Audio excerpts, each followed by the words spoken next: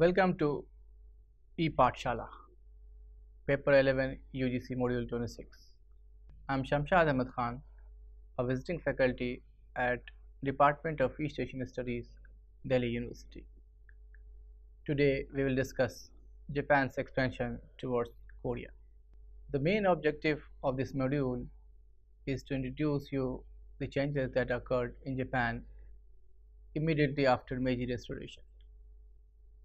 As you are aware, Japan embarked on a policy of creating its own sphere of influence in the region, and this policy led to confrontation with China and Russia. Also, this model will help you gain information about Japan's diplomatic steps it took to increase its influence in the Korean Peninsula. But before moving forward, let me give you a brief background about the contestation that has been going on between Japan and China over the Korean Peninsula. Both China and Japan had tried to gain their influence in the Korean Peninsula in the past. You are also aware that Korean Peninsula had served as tributary of China during different Chinese dynasties. While Korea tried to maintain its independence, both Japan and China tried to gain influence over Korea. During an expedition to Korea, the Japanese forces occupied Seoul on May 10, 1592. However, Japanese forces were pushed back in a joint effort by Korean and Chinese forces in January 1593. So you will see that Japan's effort to gain control over Korean Peninsula didn't last long. It roughly lasted for 1 year.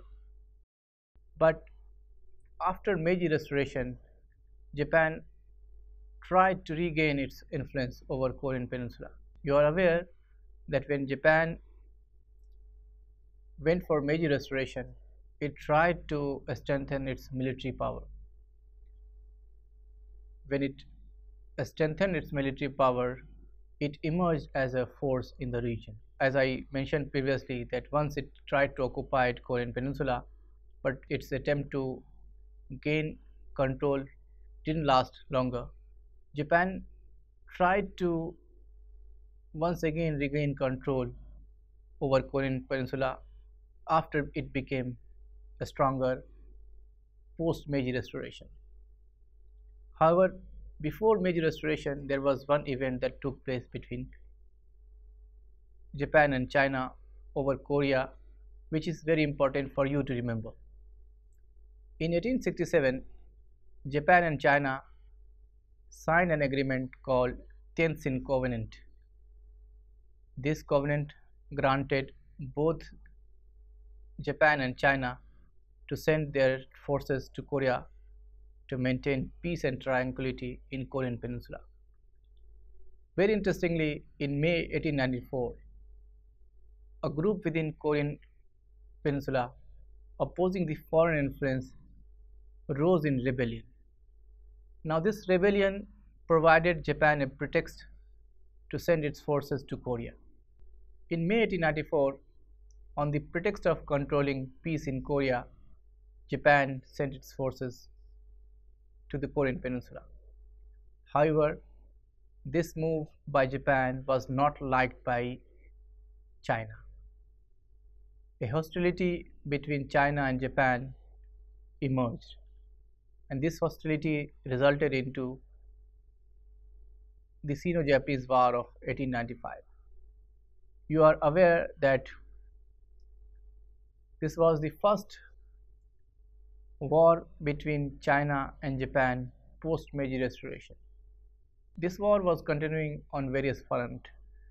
China, which was a strong power, realized that it is not able to overpower the new emergent power that is Japan.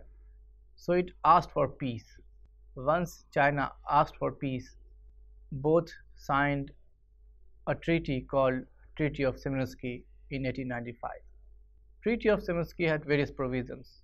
The first and foremost provision was that China would recognize full and complete independence of Korea. As Japan was emerging as an East Asian regional power, there were other regional and extra-regional powers that had their stakes and interest in the region. These powers were mainly Russia and Great Britain. Russia had already increased its influence in Manchuria. Manchuria was a Chinese territory closer to Korea. Now Japan was concerned over Russian expansionist move. Japan offered an exchange policy to Russia. It asked Russia to recognize Japan's sphere of influence on Korea, and in return it expected that Russia will recognize Japan's sphere of influence on Korean Peninsula. Quite interestingly, Russia welcomed Japan's offer to recognize its sphere of influence over Manchuria, but on its part, Russia maintained ambiguity over recognizing Japan's sphere of influence on Korea. Japan by now realized that its exchange policy will yield no results, as Russia may take attempt to advance towards Korea. Domestically, opinion in Japan turned in favor of having an alliance with Great Britain to counter Russian expansionist moves. Japan, against this context, signed first Anglo-Japanese Treaty of Alliance with Great Britain in 1902. Now you are aware that this alliance treaty provided much needed strength to Japan over other regional and extra-regional powers. Situation within this region was changing very fast. After Japan signed an alliance with Great Britain, it once again renewed its policy of exchange towards Russia. But Russia showed no interest in making any concession to Japan over Korea. Russia also refused to negotiate with Japan over Manchuria. Japan used this as a pretext to launch a war on Russia in 1904. In the First Russo-Japanese War, Japan triumphed over Russia in 1905. As a result of this war, a treaty known as Treaty of Portsmouth was signed between Japan and Russia in September 1905. The Treaty of Portsmouth had a number of provisions, but with reference to Korea, the treaty recognized Japan's paramount political, military and economic interest in Korea. Now you have seen that on the one hand Japan was trying to negotiate with China, and on the other hand it was trying to negotiate with Russia over the issue of Korean Peninsula. You are also aware that after defeating China, Japan signed Treaty of Shimonoseki, and in this treaty China agreed to grant independence to Korea.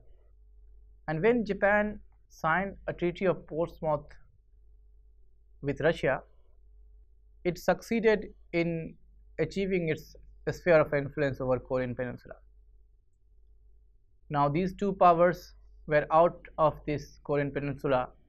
There was no power left in the region to balance Japan. The third power, which was an extra-regional power, that was Great Britain, it already had an alliance with Japan. So Great Britain has no interest in controlling the Korean Peninsula. So no power was left to balance Japan. After making the regional and extra-regional powers agree to accept Japan's interest in Korea, Japan made successive efforts to gain direct control over Korean Peninsula. Japan signed 3 agreements with Korea before taking full administrative control of Korean Peninsula in 1910. Just to give you background of these agreements, let's start with 1904 agreement. The 1904 agreement, which was first agreement between Korea and Japan, this agreement allowed Japan to take some special administrative and military measures to safeguard Korean territorial integrity. As part of this agreement, Korea also agreed to appoint a Japanese financial advisor. Korea allowed Japan to take some special administrative and military measures to safeguard Korea's territorial integrity in the event of an external aggression as well as internal disturbances. In the next agreement signed in 1995, Korea agreed to appoint a Japanese Resident General. This Resident General directed the foreign policy matters of Korean government. After gaining control on Korea's external affairs, Japan tried to gain control of internal administrative matters as well. To achieve this objective, Japan signed Third Japanese-Korean Agreement in June 1907. This 1907 agreement allowed Japanese Resident General to take control of all administrative matters such as appointment and dismissal of the officers as well as enactment of all laws and ordinances. By the successive agreements, Japan took control of all internal and external matters of Korean Peninsula. Finally, Japan annexed Korea and signed a treaty of annexation in 1910.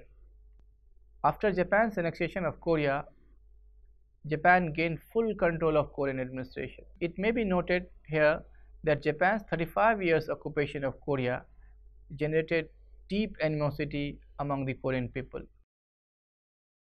and this only resulted in 1945 when Japan got defeated in World War II. However, Japan's 35 years of rule over Korea has left some festering issues between Japan and Korea. These issues include comfort women issue and issues related to forced Korean labor during occupation years. Japan has tried to compensate the aggrieved Koreans, but it has not helped assuage their concerns completely. Japan has also offered apologies to Korea time to time. The first such apology was issued in 1995 when Tomoichi Murayama was Japan's Prime Minister. The second apology was offered in 2005 when Junichiro Koizumi was Prime Minister, and another apology was offered in 2010 by Naoto Kan, who was Prime Minister at that time. In almost all the apologies, Japan expressed its heartfelt apology to Korean people to assuage their concern during Japan's 35 years of administration in Korea. Now, very recently, when most of the countries in the region were observing end of the World War II, Japan, continuing on its past tradition, has offered heartfelt condolences and apologies to its erstwhile colonies on the 70th anniversary of the end of World War II. In the statement issued by Prime Minister Shinzo Abe on August 14, 2015, Japan stated that it was a horrible war that claimed as many as 10 million lives.